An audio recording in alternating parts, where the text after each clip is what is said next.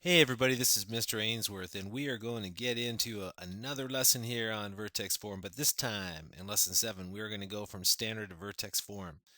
So what in the world is that? What does that mean?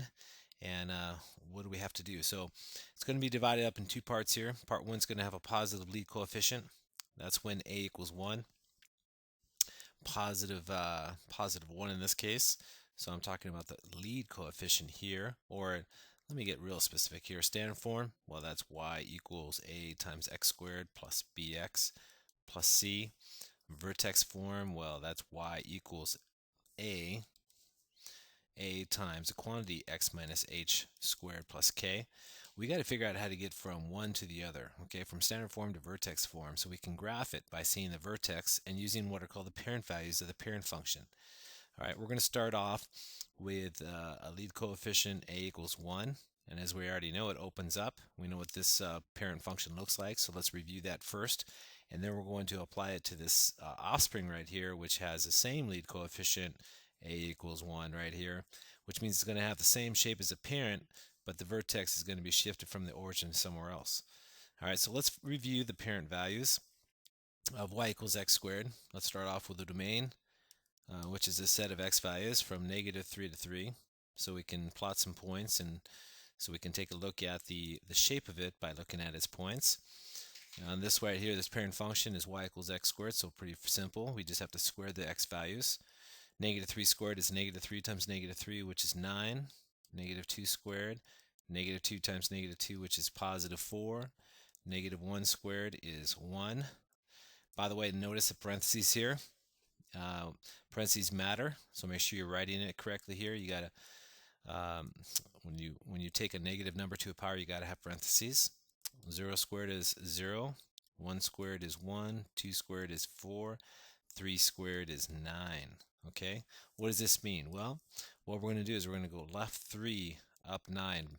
We're going to go left 2 up 4. We're going to go left 3 up 1. Excuse me, up left 1 up 1. Okay, we got a vertex right here at 0, 0. And on the right side of the parabola, we're going to go right 1 up 1, right 2 up 4, and right 3 up 9. Okay, so let's go ahead and graph. Let's start with the left side of the parabola. Let's go left 3 up 2, 4, 6, 8, 9. There we go, this first point. Left 2 up 4. Left 1 up 1. There's the left side of the parabola. You got the vertex here. And then we're on the right side of the parabola. We're going to go right 1 up 1. You'll notice the symmetry here. Right 2 up 4. Excuse my dog in the background there. It's whimpering. And then right 3 up 9. Okay. So let's sketch the curve. It's a smooth U-shaped curve called a parabola.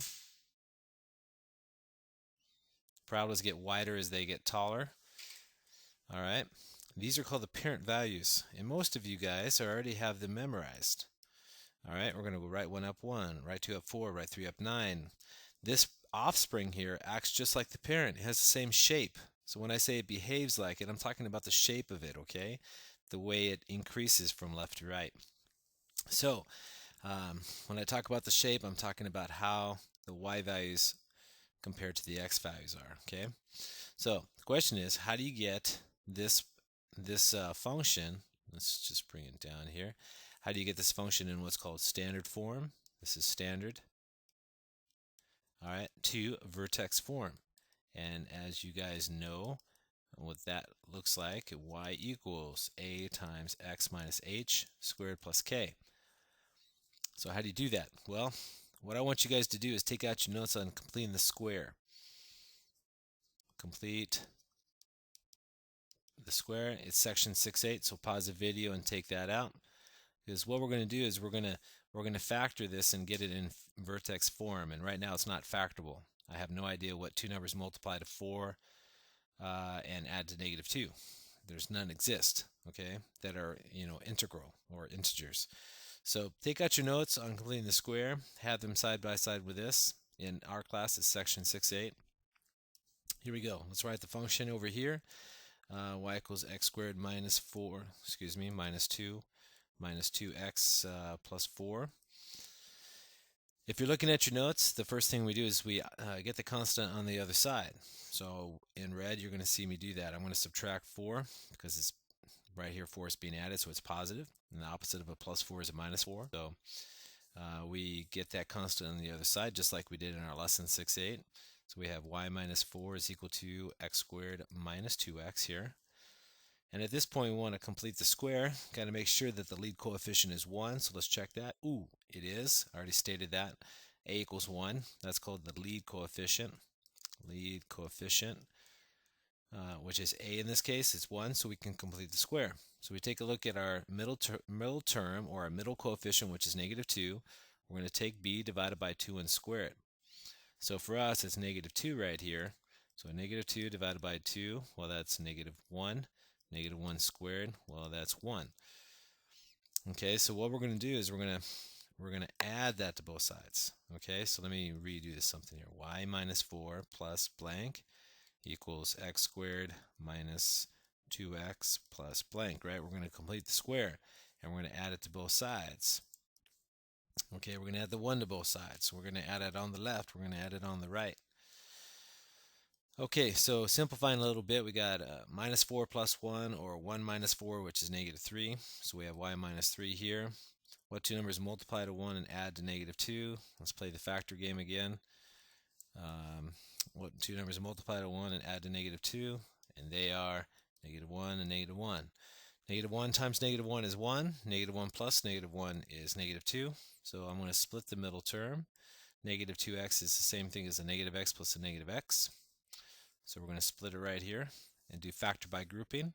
So we got x squared minus, I'm going to say 1, okay, minus 1x, minus 1x. Negative 1 is negative 2, obviously. And then we got that plus 1 hanging around. Now we do a little factor by grouping. Y minus 3 is equal to x. I'm going to factor out the x. So x times x minus 1. There's an x in common in the first group. Out of the second group, there's a negative in common. So we're going to factor out the negative here. So negative 1 times x minus 1. You could check that, distribute through. Negative 1 times x is negative x. Negative 1 times negative 1 is positive 1. So distribute back through to check. And then right here, there's a common binomial, so let's factor it out. So we have y minus 3 is equal to x minus 1 times the remaining factors, x minus 1. And then obviously they're the same binomial, so let's rewrite it in vertex form. So we have y minus 3 is equal to x minus 1 squared. Notice the similarity now. The only thing you have to do is isolate y and get it in vertex form. So you have y equals x minus 1 quantity squared plus 3. So let's analyze that a little bit. So I notice right here, right there, a equals 1. That means it looks like the parent above. That means it opens up because it's positive. Opens up, so it looks like this. All right, h is 1, k is 3, so my vertex, remember it's x minus h. Okay, so h has to be 1, k is 3. So the vertex is 1, 3. So I'm going to graph that vertex 1, 3 right here. I'm going to draw the line of symmetry immediately. At 1, 3. There we go. And start your graphing. Now it looks just like the parent. So what you're going to do is use the parent values, right? Like we always do. So what does that mean? Write 1 up 1 from vertex. Write 2 up 4 from vertex. So write 1 up 1, reflect. Okay. Write 2 up 4, reflect. And then write 3 up 9 if you have enough room, which we don't. So we're just going to graph those. It's a smooth U-shaped curve. There we go. And there's your function right there. It's been shifted. It's the same shape as your parent right above. Look at that. You can take trace paper and overlap the parent with this function here. So it has the same shape. All right. So now let's work on the summary here. All these parabolas have the domain, which is a set of reals. This is the 1, 3 is looks like a valley, right? And they have low points called minimums. y minimum right here is 3. That's y minimum. All right, equals 3. So that means all the other y values have to be greater than or equal to 3 because minimum means lowest point. Lowest value or lowest point. Okay? That's what minimum means. The axisymmetry, well, let's see, it's right here. It goes through 1 on the x-axis, so it's x equals 1. All right, so we're good. And that's how the game is played. The only thing you need to do is get good at it. All right, so let's continue here, and let's see and experience a few more. All right, come on. There we go. All right, so on the next page, here we go. If you think you know what you're doing, go ahead and just press pause and work it through it, and then press play when you're done, and you can check your work with mine. Okay, no problem there. But if you need to listen to this, here we go. So we have y equals x squared plus 6x minus 2. It's not factorable right now, so we can't get it in vertex form because I don't know if two numbers that multiply to negative 2 and add to 6. So we're going to add the opposite. We get y plus 2 is equal to x squared plus 6x. And then so let's leave room to complete the square. So y plus 2 plus blank equals x squared plus 6x plus something. It's always b divided by 2 squared. Okay, b is 6. So 6 divided by 2 squared is 3 squared, or 9. So I'm going to add 9 here and here. So I have y plus 11 is equal to x squared. And then we got to factor this. What two numbers multiply to 9 and add to 6? And there are 3 and 3. So plus 3x plus 3x. There you go. I just split the middle term, plus 9.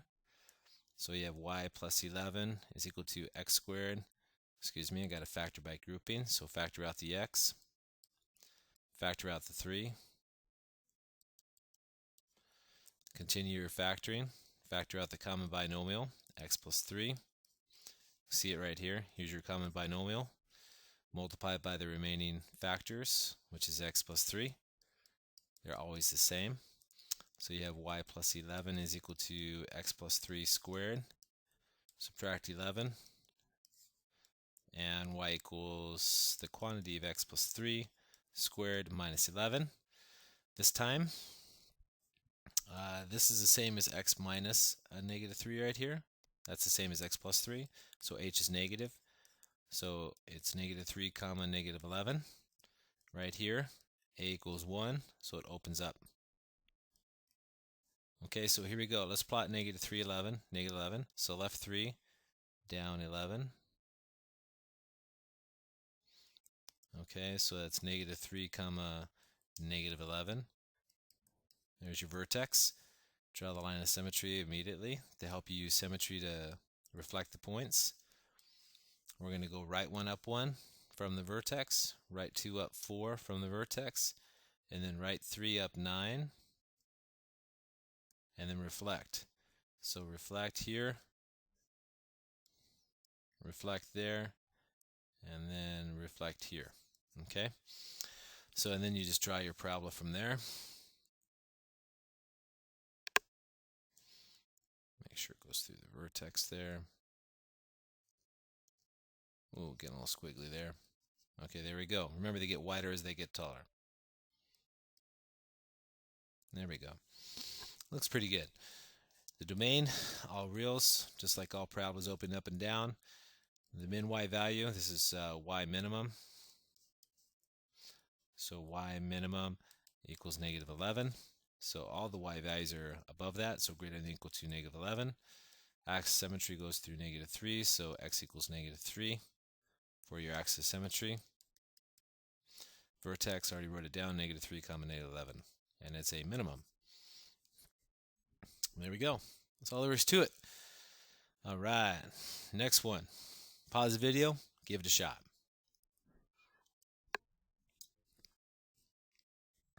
All right, let's check your work. Y equals x squared plus 8x plus 4. Let's subtract 4. Y minus 4 equals x squared plus 8x. Let's leave room to complete the square. So over here, b divided by 2 squared. So b is 8. So 8 divided by 2 squared is 4 squared, or 16. So I got to add 16 here and here. So I've got 16 minus 4 is 12. So y minus 12 is equal to x squared. Ooh, got to split the middle term and factor. What two numbers multiply to 16 and add 8?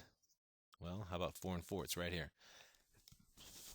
So we got 4x plus 4x equals 8x. So plus 4x plus 4x plus 16. So you have y minus 12 equals x times x plus 4. Got to factor out the x there. Then factor out the 4. And then factor by grouping again. You have y minus 12 equals x plus 4 times itself. And then you rewrite it in vertex form. And then add 12 when you're done. So you have y equals the quantity of x plus 4 squared plus 12. Okay, now this is the same thing as x minus a negative 4. So h is negative. So you have vertex is negative 4 comma positive 12 right here. A equals 1, so it opens up. And it behaves like the parent with a lead coefficient of 1. So what you do is you go left 4, down 12. There's your vertex, negative 4 comma negative 12. Excuse me, whoa. What am I doing here? Something happened wrong. Oh, I made a mistake somewhere. Oh, all right here. 16 minus 4 is positive 12, positive 12, positive 12, positive 12, negative 12, negative 12. So let's change this. Let's fix this right here. This is supposed to be negative 12. Made a little boo-boo right there, but I caught my mistake. Going too fast. So this is minus 12. So minus 12, negative 12. There we go. So there we go. Left 4 down 12. Sorry guys, caught my mistake. Oh, I'm human, right? So 16 minus 4 is 12. I had a long day. Okay, let's graph. So from the vertex here, right one up 1. Okay. Okay, reflect. Right up 4. All right, reflect. So reflect here, and then right 3 up 9, and then reflect here, right there, and then draw your curve.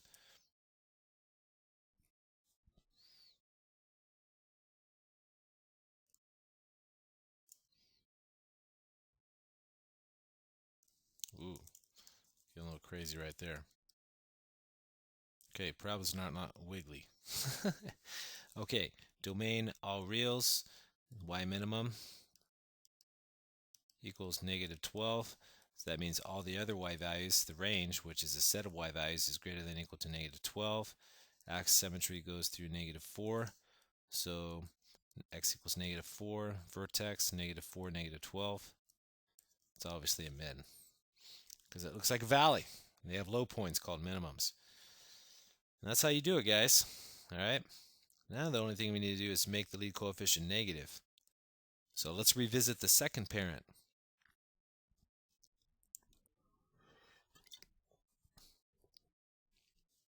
Okay, now the second parent has a lead coefficient of negative 1.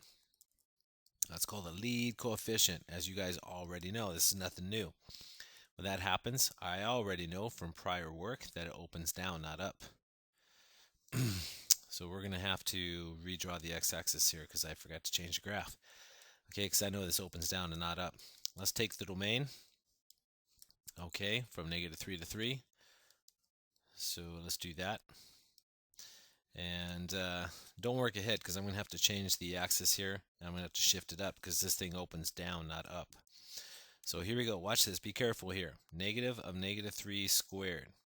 Okay, we have to take negative of x squared. The square applies to x and not the negative.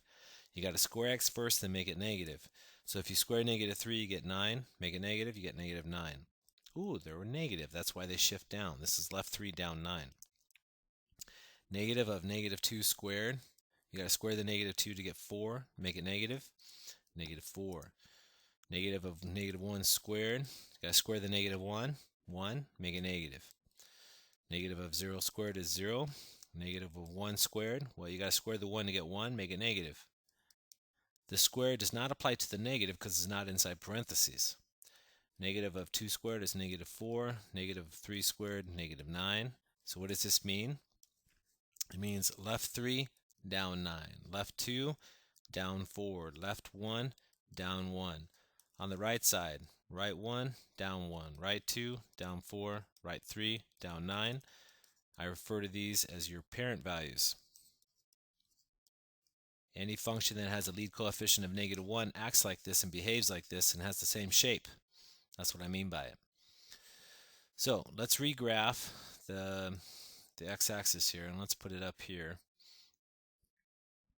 Right here is good. Okay, so redraw that and relabel. So 1, 2, 3, 4, 5, negative 1, negative 2, negative 3, negative 4, negative 5. This is 1, negative 6, negative 7, negative 8, negative 9, and so on, negative 10. Okay, so this is the x-axis and this is the y-axis. I shifted it up because this parabola opens down. So on the left side, you got to go left 3 down 9. So left 3, 1, 2, 3, down 9. Left 2 down 4. Left 1 down 1. Then the origin, 0, 0. That's your vertex right here. On the right side, right 1 down 1. Right 2 down 4. And right 3 down 9. Okay, and then you draw your curve. Okay, your parabola. There we go. So this parabola opens down. This parent, as we already know from prior lessons, opens down. Y equals negative x squared. When a equals negative 1, it opens downward. You guys should know that. Okay, now looking here, a is negative 1. So guess what? It has the same lead coefficient. It acts the same way. It opens down too. So when we graph this guy, it better be to open down. So we're going to use these parent values once we get in the vertex form. We got to somehow translate this or convert it to y equals a times the quantity x minus h squared plus k. Now it's the same idea as last time. However, there's a little trick to it, so please don't work ahead. This one's a little bit trickier. So here we go. We're going to have y equals negative x squared plus 2x plus 4. Okay, we're going to subtract 4 like we did before, so that's nothing new. So we have y minus 4 plus blank is equal to negative x squared plus 2x plus blank. So but the only question is, how do you handle this negative? Because you can't complete the square unless the lead coefficient's negative. Let me write that down. Okay, you cannot. Okay, complete the square. Okay, unless the lead coefficient's negative. Unless the lead coefficient is, not negative, but is equal to 1, is 1. Boom. I've talked about that before. It has to be 1, and it's not. It's negative 1. Look at that negative sign right there.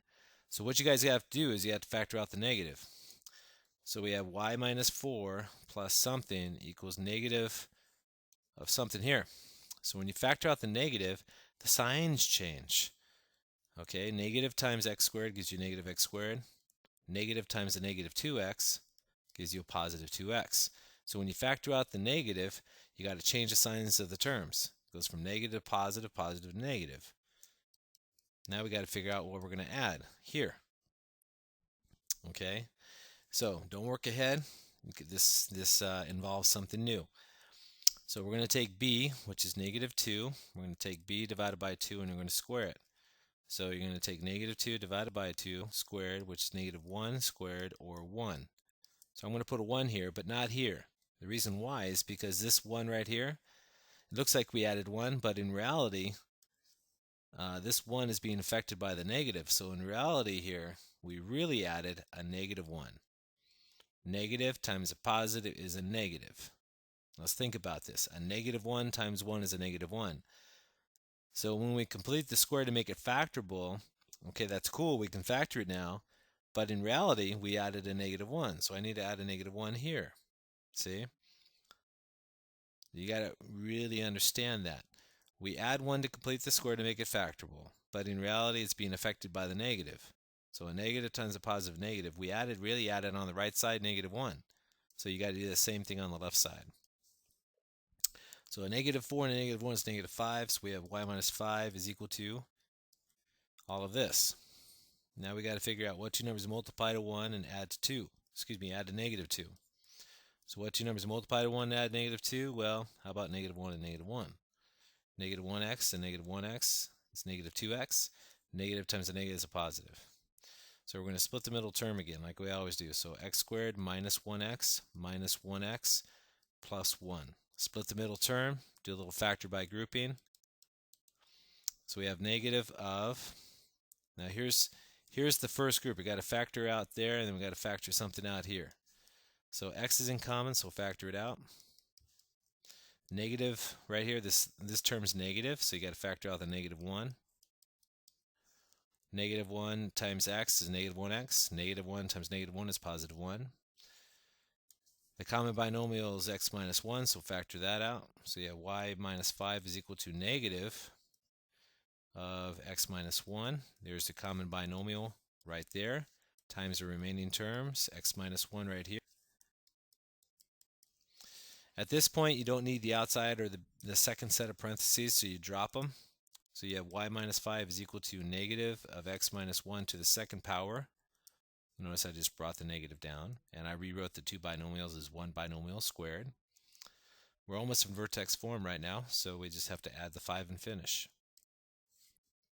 So y equals negative of x minus 1 to the second power plus 5. So this tells me that right here, a is -1. Tells me it opens down. That's what it means. Opens down. And it acts like the parent above. H is 1, K is 5, so my vertex is 1, 5. So I need to plot 1, 5, which is right about here. At 1, 5, draw the axis symmetry. All right, now I use the parent functions, and I know it opens down, so I got to go right 1, down 1, and then reflect it. Left 1, down 1, right 2, down 4, and then left 2, down 4, and then draw your curve. Okay, the 3, 9 is off the grid, so don't worry about it. Okay, and there you go. Parabolas get wider as they get lower or taller, or if they go up and down, they get wider and wider and wider, so draw it like that. Domain, set of all reals. This is a max now, so y max, okay, is 5.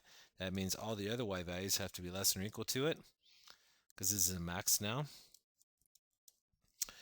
Vertex at 1, 5, it's a max. Axis symmetry goes through 1, so it's x equals 1, right? So x equals 1 here. And that's what you guys get used to. All right, and I know you can do it because you guys are intelligent. You guys can handle it, so just work hard. And remember, this is a video, right? So if you want to hear it again before you move on, listen to it again. All right, let's get started. Next one.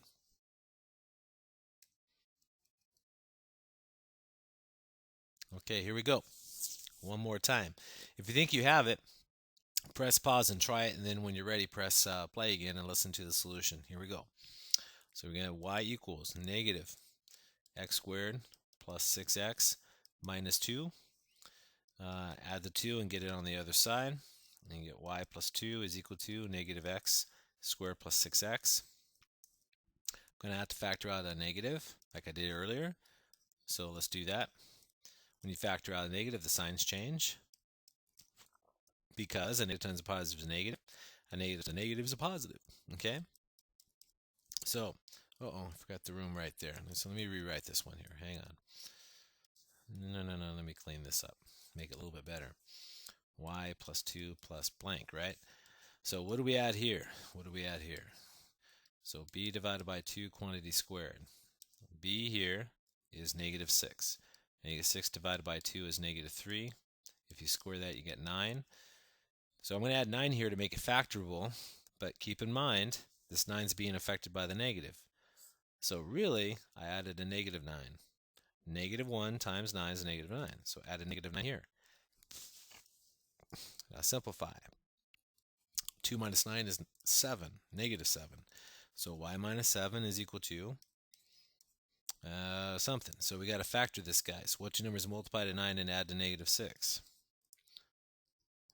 All right, and they're negative 3 times negative 3. Negative 3 times negative 3 is 9. Negative 3 plus negative 3 is negative 6. So let's split the middle term. So x squared minus 3x plus 9 gives you y minus 7 is equal to negative. Factor out the x here. Factor out a negative 3. And then finish your factoring.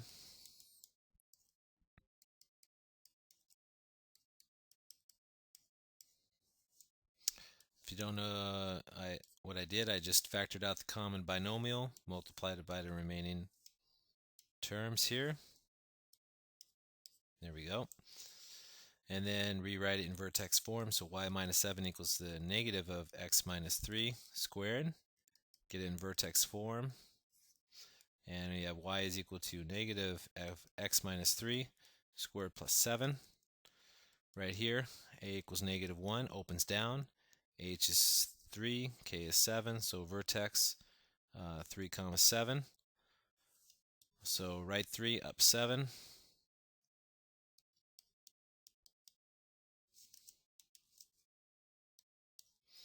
Draw the line of symmetry.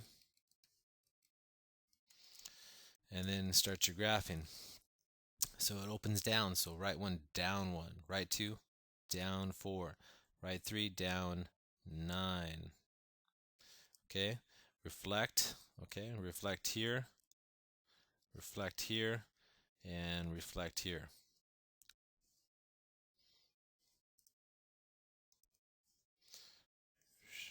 Okay, there we go. And then draw your curve.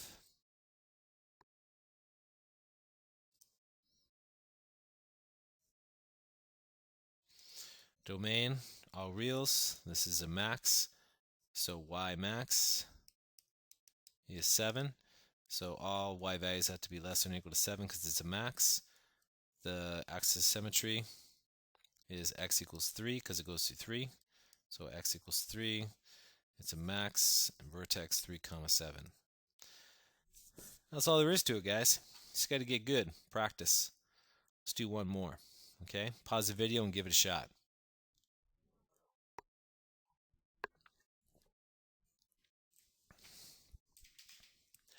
Okay, let's check your work. So y equals negative x squared plus 8x minus 4. Add 4. So you have y plus 4 is equal to negative x squared plus 8x. Factor out the negative. Change the signs right here from plus to minus to make it work. Right? A negative times x squared gives you negative x squared. A negative times a negative gives you positive 8x. What do we add here and here? Let's figure it out. As I always say, it's always b divided by 2 squared. Here b is negative 8. So negative 8 divided by 2 squared is negative 4 squared, which is 16. Be careful though, don't add 16 on both sides. You add 16 on the right to make it factorable, but remember it's being affected by the negative. So you really added negative 16. So let's continue. 4 minus 16, or 4 plus a negative 16 is negative 12. So we have y minus 12 equals negative of something. Let's play the factor game. What two numbers multiply to 16 and add to negative 8? And there are negative 4 and negative 4. It's always this number right here. So we split the middle term. So we have x squared minus 4x plus 16. Continue the factoring. So factor out an x. Factor out a negative 4. Finish your factoring.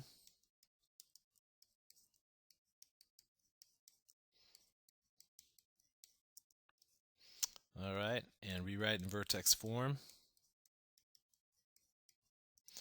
And then isolate the y value and get it in vertex form. And you have y is equal to negative of x minus 4 squared plus 12. So h is 4, k is 12, and this tells me a is negative 1. It opens down. So the vertex on this one is 4, 12. So write 4 up 12.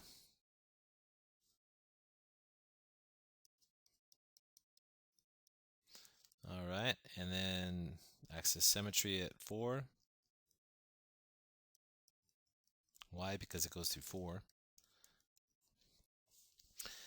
Vertex 4, 12, it opens down, so we have a max. There's your max y value, that's your y max, equals 12. Okay, and here we go. Write 1 down 1, reflect. Write 2 down 4, reflect. Write 3 down 9, reflect. All right, and there we go.